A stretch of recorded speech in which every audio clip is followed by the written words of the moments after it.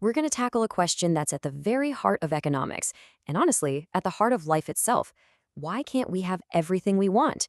We're about to break down the one core principle that actually governs every single decision you make, from what you eat for breakfast to huge government policies.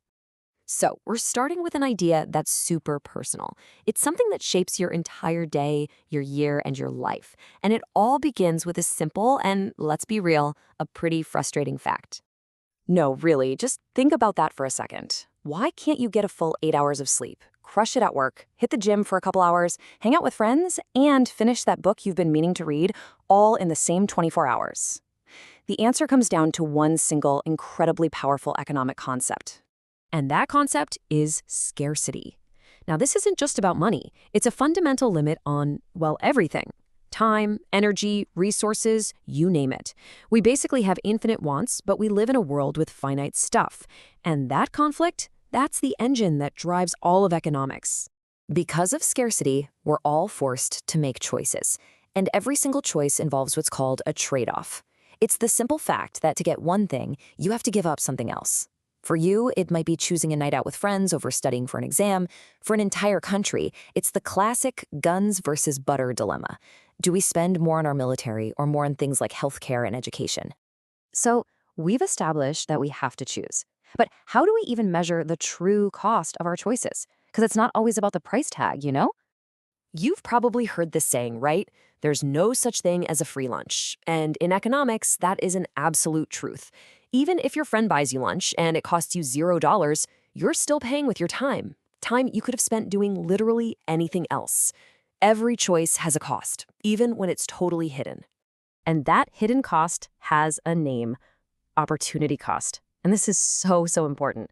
The real cost of any decision is the value of the next best thing you didn't do. So the opportunity cost of going to see a movie isn't just the $10 for the ticket. It's the value of those 2 hours you could have been studying or working or sleeping. That's the real price.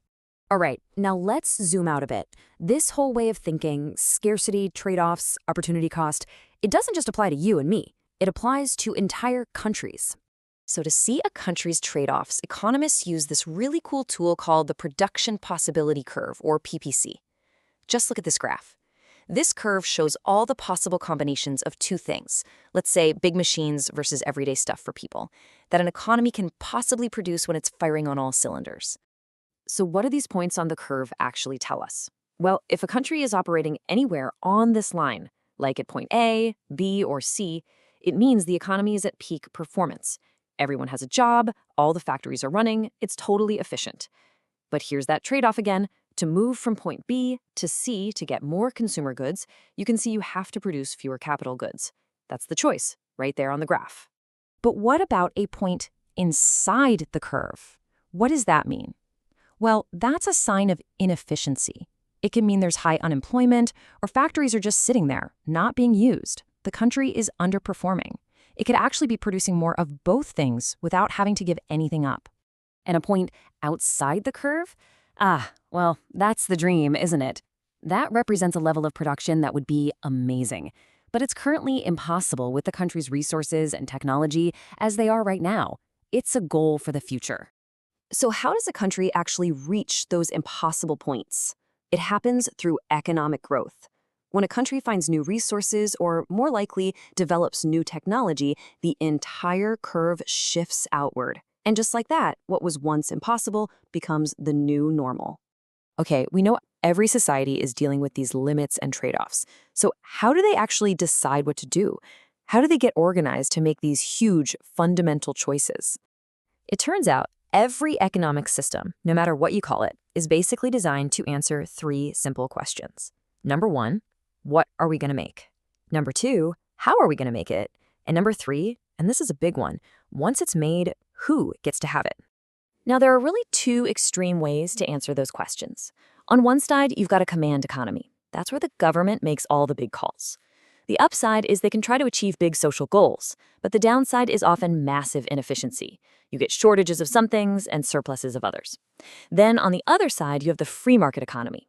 Here, individual people and companies make decisions based on prices.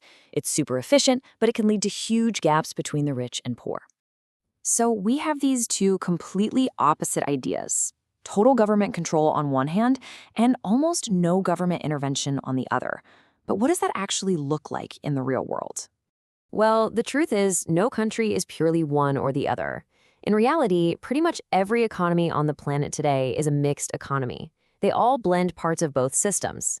They use the power of the market to be efficient, but they also use the government to provide things like schools and roads and to try to deal with problems like inequality.